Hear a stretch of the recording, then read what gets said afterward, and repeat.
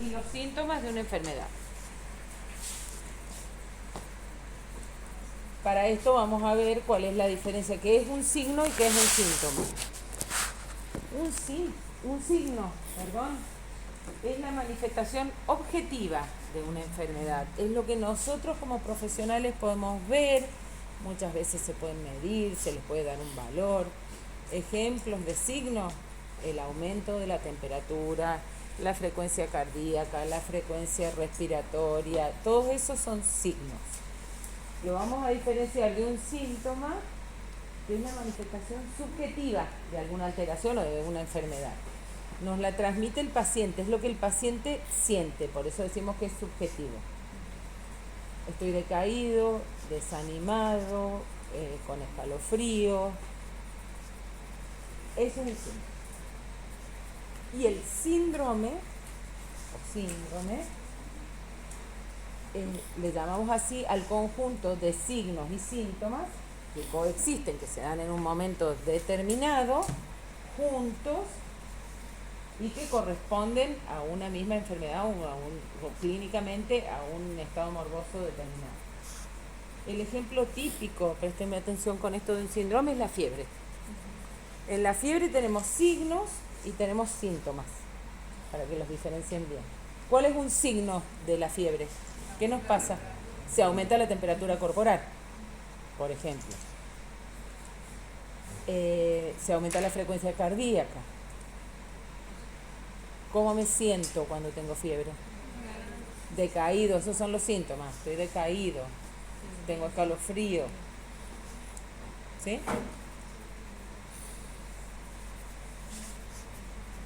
Hay un término que lo van a escuchar mucho y que tienen que conocerlo, que es el signo, o lo van a encontrar como síntoma también, patognomónico. Es un signo que por su sola presencia ya nos está dando el diagnóstico prácticamente. Tiene valor diagnóstico. Si ustedes ven, por ejemplo, la lesión de la varicela, ya con verla pueden decir que ese paciente tiene varicela.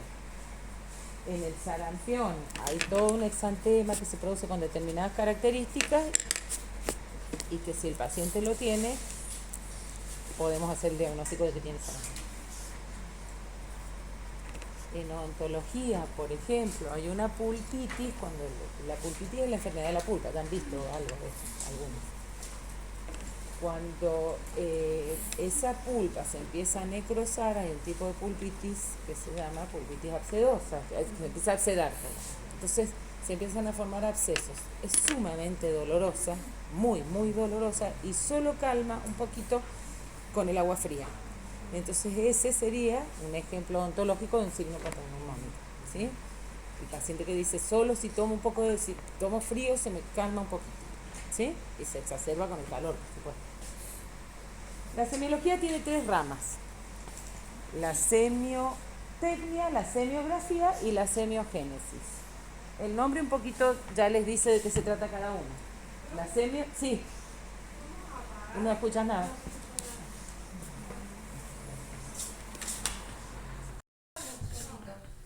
Nos dice, la semiotecnia son las técnicas, maniobras, los métodos que vamos a utilizar para poder estudiar esos signos y esos síntomas.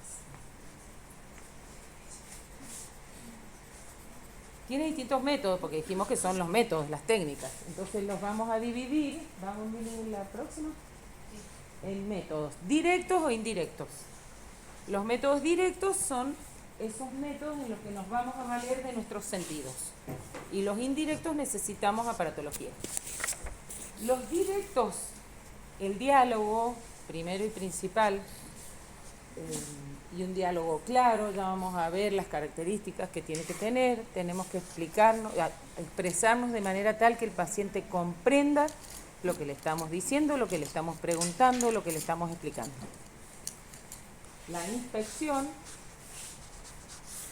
la palpación, presión y percusión, que son por medio del tacto, las 3, la auscultación por medio del oído y la olfacción por el olfato. El diálogo, la inspección van a estar presentes casi siempre, La palpación, hay zonas, la mayoría que se pueden palpar, hay otras que no, ya vamos a ver cuáles. Por ejemplo, el paladar blando no lo podemos palpar porque el paciente le provoca arcadas, náuseas. La ocultación, por ejemplo, lo utilizamos para la ATM. Y la olfacción, en algunos casos, volvemos a la pulpa que se abscedó, se necrosó después y tiene ese proceso, cuando ustedes hacen la apertura de ese elemento dentario, tiene un olor característico, por ejemplo. No van a usar como método de diagnóstico único, pero ayuda también. Los indirectos dijimos que necesitamos aparatología. Por lo general son los métodos de diagnóstico auxiliares que vamos a tener. Muy usado en odontología, la radiografía, la tomografía. En estomatología, la biopsia y la punción para las lesiones de tejidos blandos. Los modelos de estudio, podemos agregar acá también la fotografía. Que ya vamos a ver este año cómo. La semiografía, que era otra de las ramas, se refiere a la descripción completa de un signo. Entonces nosotros vamos a verlo por visión, lo vamos a palpar, vamos a anotar todas esas características y lo vamos a anotar. Esa es la semiografía. ¿Cómo lo vamos a describir? Vamos a describir la localización, la forma, el tamaño, el color, la consistencia, la textura, los bordes. Acá es donde decimos que tienen que ser muy claros, porque ustedes tienen que describir perfectamente lo que ven, porque la idea es, enseguida vamos a ver en la historia clínica, que quien lea después eso que ustedes anotaron, es como si lo hubiera visto. Ustedes tienen que dejar en forma clara, anotado todo lo que vieron y los métodos que utilizaron. Porque a lo mejor dicen, no, es que no anoté nada porque lo palpé y no dolía y no había cambios. Pero el que lo lee después no sabe si lo hicieron o no lo hicieron. Entonces, a la palpación notamos cualidades como ya vamos a ver cómo se anota. ¿Ah? La tendencia, lo que tienden a hacer en general es ponerle un hasta, ponerle nombre. Este año no le vamos a poner nombre a nada porque no tenemos patológica. No sé, el ejercicio de este año va a ser aprender a mirar los tejidos. La mayoría de los pacientes que ustedes van a traer van a ser pacientes que están sanos, entonces vamos a ver y observar los tejidos normales para conocerlos y después poder darnos cuenta si hay alguna alteración. Si yo no conozco lo que es normal, no voy a poder nunca darme cuenta cuando eso está alterado. Entonces, uy, qué aburrimiento, ver 8 pacientes. Van a ver los 8, los 9 pacientes sanos y van a describir las características. Ese es el ejercicio que van a hacer. Describir hasta las características normales de los tejidos y de las zonas. ¿Está? Vamos, Mili. Y la génesis, ustedes saben que es origen, entonces es el que se encarga de estudiar, que no lo vamos a ver este año, la etiofisiopatogenia de ese signo. O sea, la causa y el mecanismo de producción. No lo vamos a ver este año, no es de nuestra materia. ¿Qué tenemos que hacer? ¿Para qué nosotros vamos a hacer el análisis de ese signo y de esos síntomas? Porque estamos buscando llegar a un diagnóstico. Y tenemos que definir qué es el diagnóstico. Es el arte de utilizar todos los conocimientos científicos para poder identificar un proceso y ponerle nombre y decir, de esto se trata. Este es el proceso frente al cual estamos. Ese es el diagnóstico. Hay distintos tipos de diagnósticos. Uno presuntivo, diferencial y definitivo. El presuntivo, como el nombre lo indica, es en el que nosotros presumimos de qué puede tratarse. Suponemos, con ese primer examen clínico, de qué puede tratarse. El diferencial es cuando, gracias a ese diagnóstico presuntivo, decimos, bueno, puede ser esto o esto. Tengo 2 o 3 patologías. Tengo que hacer el diagnóstico diferencial entre esas dos para llegar a un diagnóstico definitivo. El definitivo lo voy a tener una vez que yo hice todos los estudios complementarios que necesito. Por ejemplo, a ustedes les duele la garganta. Y les duele la garganta, muchísimo. Van al médico. Dice, bueno, sí, acá hay algún proceso en la garganta, puede ser que tengan anginas. tienen que hacer el diagnóstico diferencial después entre si es una angina que es bacteriana o que es viral, por ejemplo. Ahí hacen el diagnóstico diferencial. ¿Cómo lo hacen? Los mandan a hacer el hisopado a ver si está el estreptococo o no está el estreptococo. Y ahí, una vez que les dan ese resultado, ya tienen el diagnóstico definitivo. ¿Está? Una vez que tenemos el diagnóstico, vamos a hacer un pronóstico. Siempre en base a ese diagnóstico que nosotros conocemos y al estado del paciente, una previsión del desenlace que puede tener esa enfermedad. Puede ser bueno, puede ser reservado, puede ser malo. ¿Ah? Estos son todos más que todo términos para que vayamos viendo, que nos van a empezar a escuchar muchísimo y que sepamos de qué estamos hablando. El otro se llama historia clínica. No, 2026.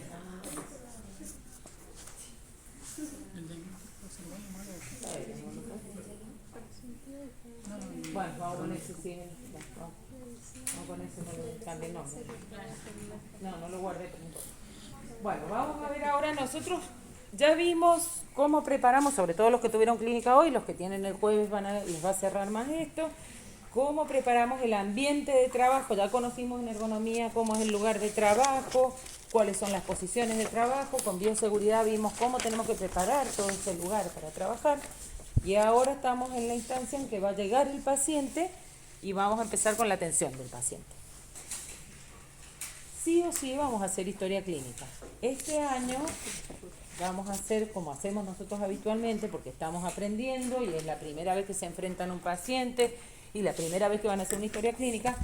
La van a hacer en papel primero, porque es muchísimo aprender entre la bioseguridad, las posiciones, hacer el examen y encima estar pasándolo a la historia clínica digital, que a veces anda, que a veces no anda. Entonces lo vamos a hacer en papel. Ahí les vamos a corregir nosotros cómo es la expresión de todo, del examen, cómo lo hicieron. Y una vez que esa historia clínica esté aprobada por nosotros, que le ponemos alta, para que sepan que está terminada, ahí la vamos a pasar al formato digital. Vamos a ir haciendo paciente por paciente. No vamos a hacer como hemos hecho otros años, que después al final las pasan porque se arma un lío, llegan al final, no les alcanza el tiempo. Entonces, paciente que se termina, paciente que se sube la historia clínica y así, porque aparte es un requerimiento de la facultad que esté en formato digital.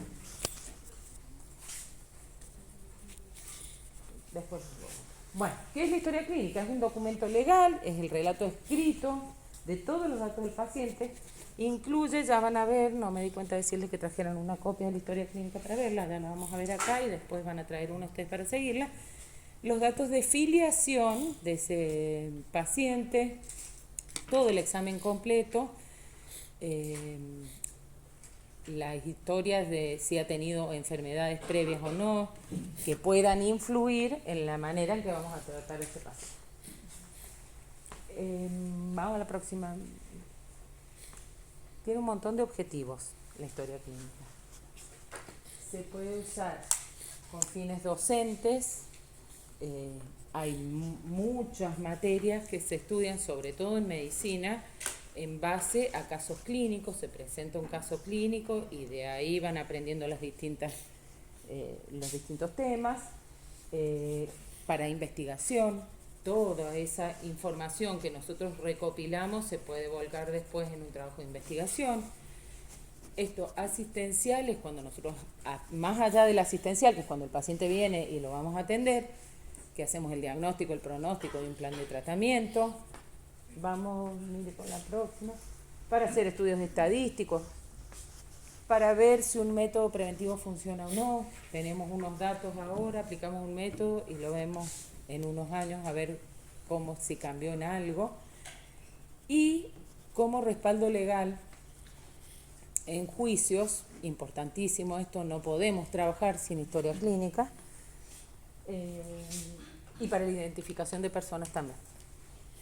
Tiene un montón de usos. Es obligatorio hacer historia clínica. No podemos atender un paciente por todas estas cosas sin hacer historia clínica. ¿Está?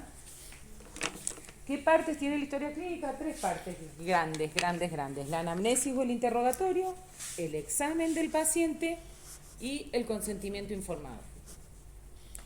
La anamnesis, en líneas generales, el interrogatorio se refiere a todos los datos que nosotros obtenemos del diálogo con el paciente. Acá cobra muchísima importancia esto que hablábamos de la forma en que nos dirigimos al paciente. Obviamente, si vamos a ir juntando todo, no nos vamos a haber colocado esta primera parte, esta primera parte de la anamnesis, la vamos a hacer sin colocarnos el barbijo, las gafas, para que el paciente nos pueda ver bien, nos pueda escuchar, nos pueda entender. Estar pendientes de cuando nos conteste el paciente, a ver si nos entendió lo que le preguntamos, es muy importante también. El examen, ya vamos a ver, en nuestro caso vamos a hacer examen extra, intraoral, odontograma, los índices.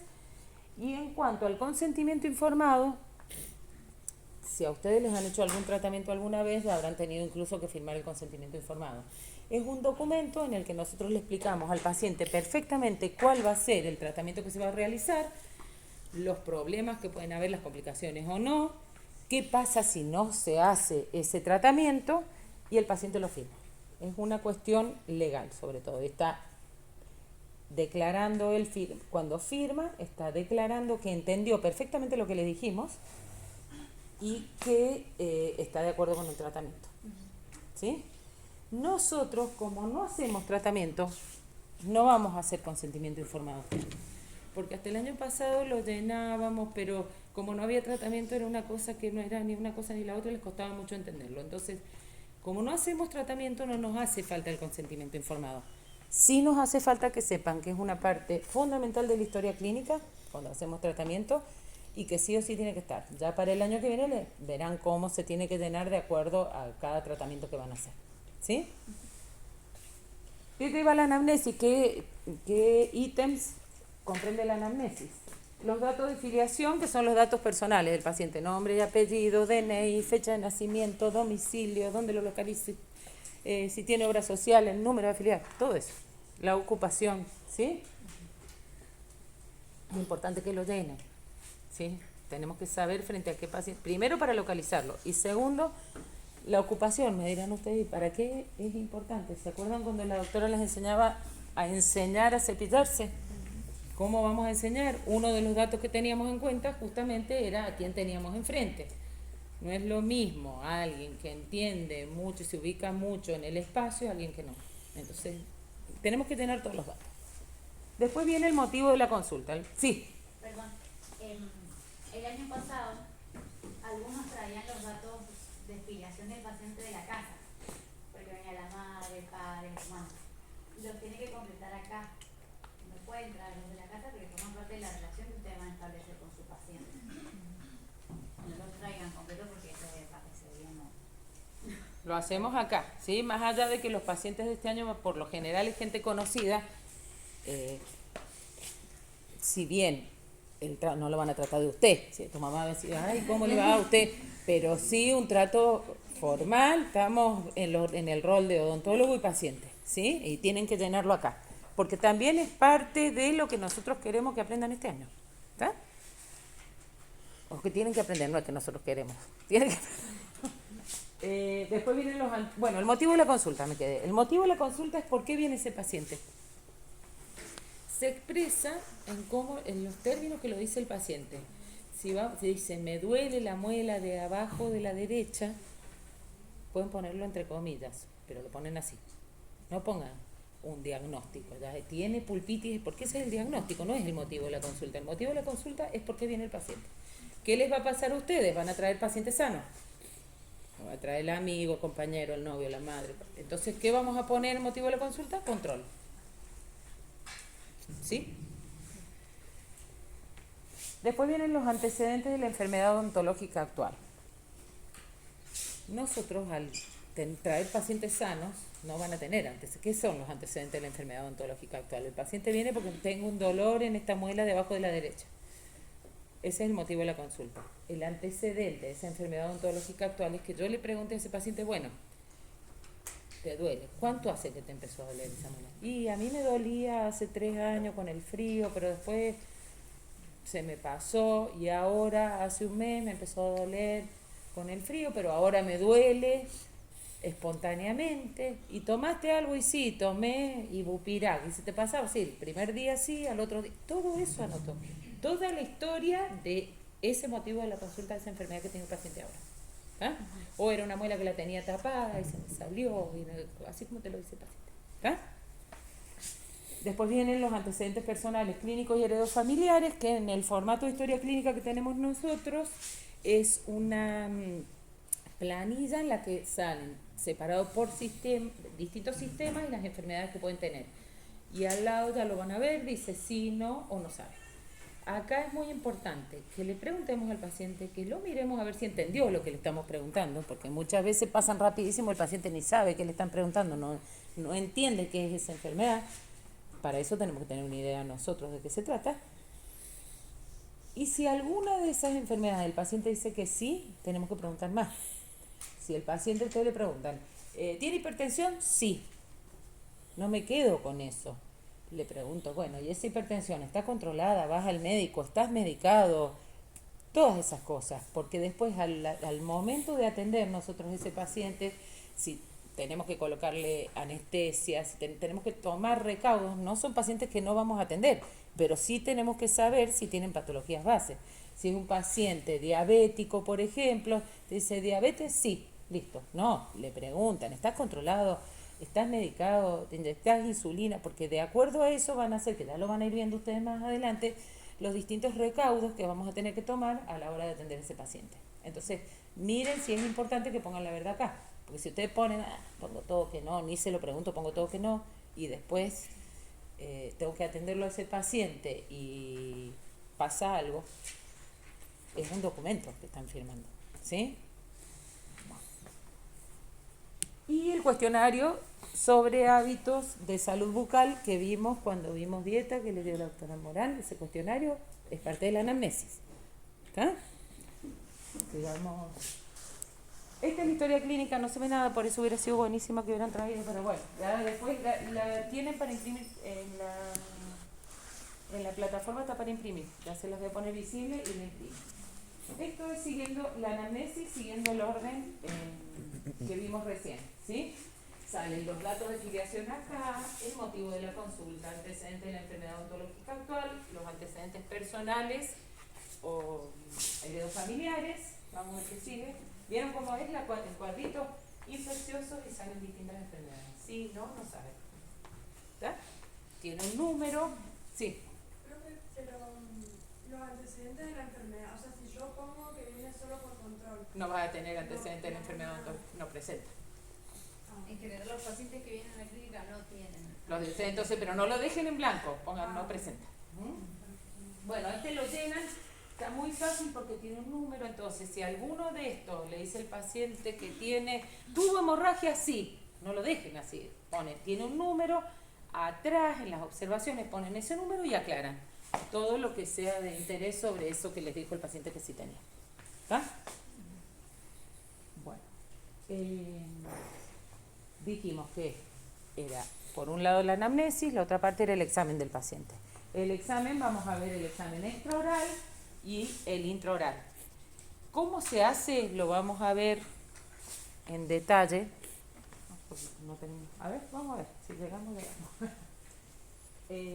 Vamos a empezar con el extraoral primero y después con el intraoral. Lo tienen en ese orden en la historia clínica. Eso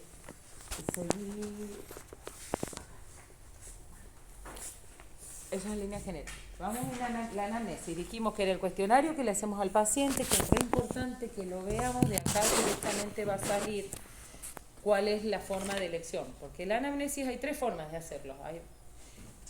Una es la que nosotros, el odontólogo, tiene un diálogo directo con el paciente, que es la que preferimos. Por todo esto, porque nos podemos dar cuenta si el paciente no nos entiende, vamos viendo si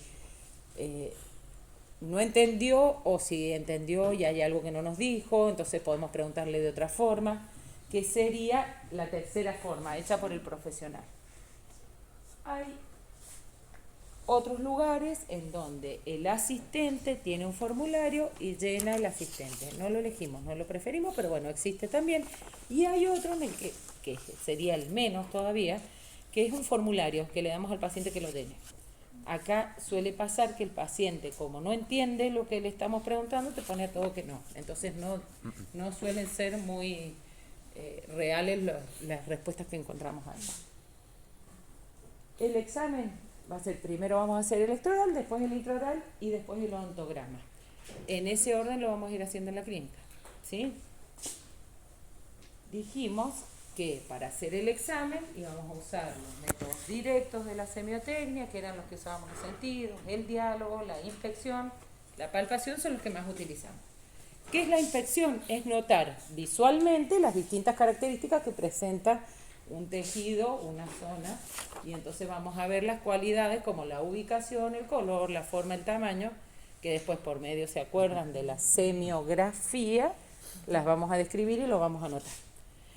Vamos a anotar todo lo que vemos este año. Entonces ya cuando veamos después cómo hacemos el examen de cada parte, vamos a ver qué anotamos. Pero no vamos a poner paladar duro sin particularidades. Vamos a poner las características, cómo veo la mucosa, a la palpación, si noto alguna irregularidad, alguna dureza, si duele, si no duele, ya lo vamos a anotar, eso, ya lo vamos a ver. La palpación es examinar con las manos las diferentes, o sea, manualmente, las diferentes características de esa superficie. ¿Qué nos va a dar la palpación? La forma, la textura, el tamaño, si se mueve, si está firme, si está adherido a los planos más profundos y si duele o no. ¿Sí? La ocultación dijimos que era por medio del oído, podemos escuchar con el oído directamente o podemos utilizar un estetoscopio, sobre todo para el examen del ATM lo utilizamos. ¿Sí?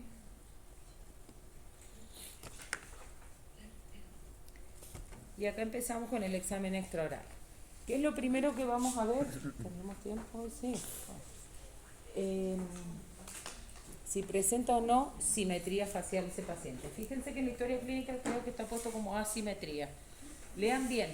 Una simétrica, ustedes saben que trazando un plano que lo divide en dos mitades, esas dos mitades tienen que ser iguales. Eso es algo simétrico. Si hay asimetría, se refiere a cuando una de las partes es diferente a la otra.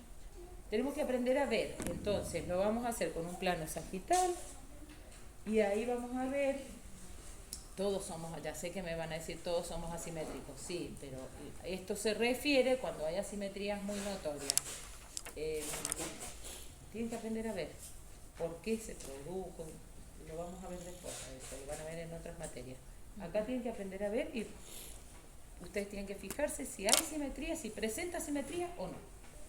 Y lo anotan, ¿sí? Las glándulas salivales es el otro punto que vamos a ver. Tenemos 3 glándulas salivales mayores, ¿se acuerdan? ¿Cuáles son? Vamos a repasar dónde se ubican, ¿sí? Porque después por ahí le decimos, fíjate la parótida, ¿sí? Vamos a la anatomía, vamos a repasar esa parte, dónde están ubicadas. ¿Qué vamos a hacer? Las vamos a palpar. El aire. El control. Perdón. ¿Está prendido? ¿Lo logramos apagar? ¿Sí? Sí. ¿Sí? ¿O están dando? No, está apagado. Pues dice que por ahí recién arrancó. Vamos a ver las glándulas y las vamos a palpar. La parótida, saben que tiene ¿cómo se habla? Superficial profundo, me colgué, chicos. Listo. No es nódulo. Lóbulo. Lóbulo. Bueno, una parte superficial de la salida para acá. Y una profunda. Nos fijamos dónde se ubica y la vamos a palpar. Obvio, no tiene que tener ninguna parte dura ni tiene que doler. ¿Sí? Con respecto a lo vamos a ir uniendo un poquito que me olvidé con la bioseguridad. Dijimos que la anamnesis, vamos a empezar a unir todo lo que hemos ido viendo ahora. Entró el paciente, desinfectamos, dejamos todo listo, vamos a empezar con la anamnesis. ¿En qué hora hacíamos la anamnesis? 8. Porque lo tengo que ver al paciente, entonces todo empieza a tener, es más fácil porque lo van entendiendo. Si yo voy a hablar con el paciente, no me puedo poner a las 12 y de acá atrás una voz del más allá que venga. Tengo que verlo al paciente. Me pongo a las 8 y hablo con él. Si tengo en un consultorio un escritorio, la anamnesis la voy a hacer en un escritorio. Y después recién vamos a ir, cuando vamos al examen, al sillón. Acá el sillón hace de todo. Entonces, me pongo a las 8, lo miro y así hacemos. ¿Me puse las barreras, los elementos de protección personal? No, porque quiero que me vea, que me escuche, que me vea el movimiento de la boca. Cuando termino de hacer toda la anamnesis y viene el examen, este es el momento en el que nos vamos a colocar los elementos de protección personal. ¿Sí? Porque vamos a empezar a tocar al paciente. Sí, está bueno que el paciente se haga el buche Ah. antiséptico antes de la anamnesis. ¿Está? Porque ya vamos a estar hablando y las gotitas Claro, de flux si y tiene todo. alguna- Y más que no tenemos barbilla. ¿Sí? No, otra cosa. Bien, se me pasó eso. Sí, sí, Va. Vamos a hacer la anamnesis. Nos vamos a colocar los elementos de protección personal nosotros, a ver los que tuvieron clínica hoy, cómo me pongo las barreras de protección, en qué orden. Primero, Barbijo. barbijo, después, Barbante. y después, Guantes. ¿ah? Vamos con el examen extraoral. Antes que nada, cuando vamos a empezar con el examen del paciente, porque me voy a olvidar, si el paciente tiene los labios pintados, le dan una gasita, se tiene que sacar. Después voy a ver el color, el contorno. La boca, ¿cómo voy a ver? No voy a ver. Entonces le doy una gasita que se saque. Si tiene un aparato removible en la boca de ortodoncia, una prótesis removible, se saca. Un aparato removible en la boca se saca. Porque nosotros vamos a hacer el examen de la boca de ese paciente. Entonces tiene que estar la boca sin nada más. ¿Está? Seguimos con eso. Dijimos que veíamos si tenía simetría o no. Las glándulas salivales, vamos a estudiar, a repasar cuáles son las tres, cómo las vamos a palpar. Ya me coloqué los guantes, porque voy a hacer el examen y es el momento que armamos la mesa. Cuando me coloco los elementos de protección personal, armamos la mesa. Vamos a empezar por la parótida, el lóbulo. ¿Vieron que me iba a salir la palabra? El lóbulo superficial. Sí, lo dije, pero- Vos me dijiste lóbulo, Sí. pero... Muy bien. Y el profundo que está por atrás. La submaxilar, ¿a dónde se ubica? ¿A qué altura? ¿Dónde está la submaxilar? ¿La de acá cómo se llama? ¿Y la de acá? Acá va la submaxilar, en el medio, ¿sí? Fíjense después bien, la estudian bien donde está anotado. Y se palpa, tiene doble, se palpa de dos formas, por extraoral e intraoral, ¿sí? Ya lo vamos a poner para que... Y la sublingual, le tiene que hacer el paciente, esa lo vamos a ver, la vamos a palpar por fuera, en la parte de adentro de la mandíbula, ¿sí? ¿Está? Vamos a estudiar dónde están ubicaditas, todo, así nos van a dar clase ustedes, nosotros la próxima. Vamos a la próxima. Los senos frontales y maxilares. Sabemos dónde están ubicados. Vamos a repasar un poquito de anatomía, ¿sí? ¿Dónde están ubicados los senos frontales? ¿Qué son los senos frontales? ¿Sí? Tendríamos que haber hecho hoy unas preguntitas. Me olvidé. Y los senos maxilares, ¿sí? ¿Cómo vamos a hacer el examen? Vamos a hacer presión. Esto no se los dije. Está feo, ¿viste? Por algo era otro.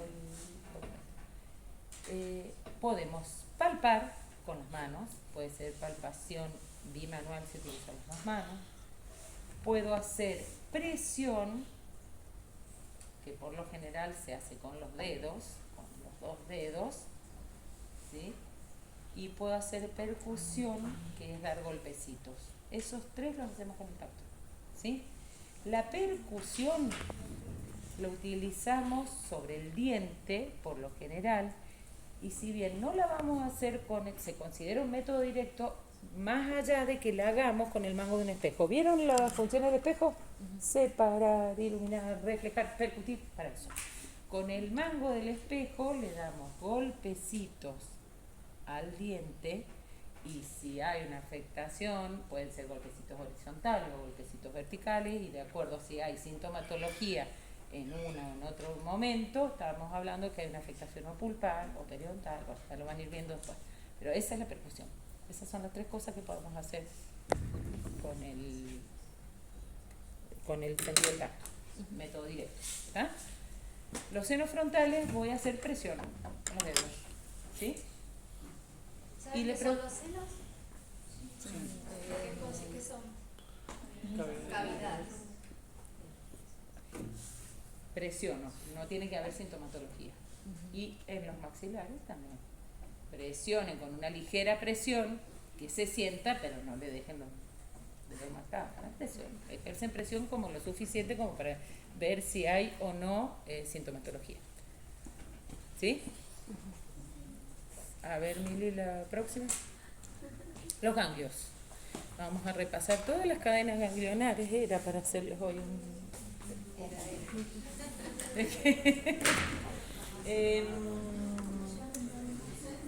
En condiciones normales, los ganglios.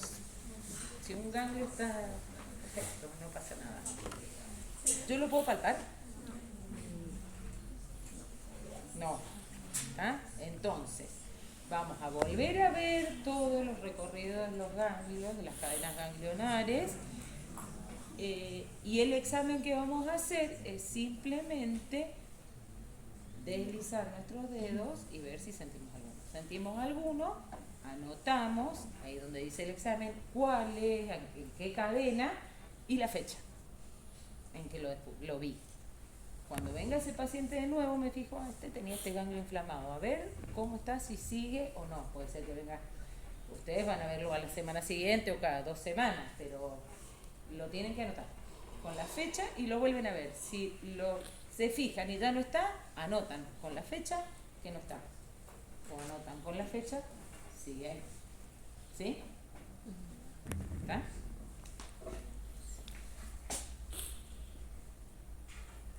El examen de la ADN.